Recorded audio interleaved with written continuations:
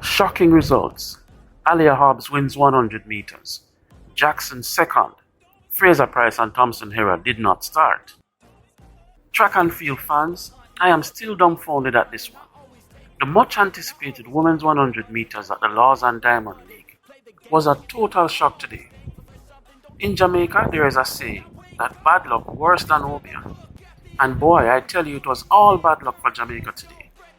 So Aleia Hobbs of the USA ended up with the win in this one in 10.87 seconds, just barely dipping her head across the line before Shericka Jackson, who came second in 10.88, with Marie-Josee Talou third in 10.89.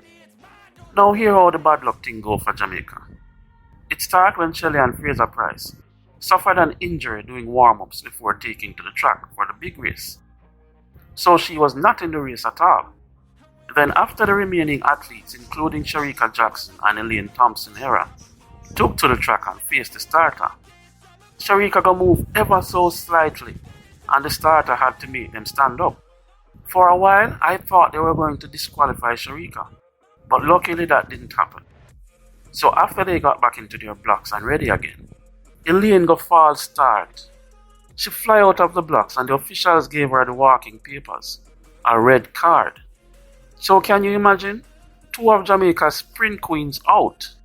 Then I don't know if it was nerves or what, but Shericka, who everyone would now expect to win, got into her running form way too slowly, allowing Hobbs to just pip her on the line. Sad story all the way. But it's so it go. You win some, you lose some.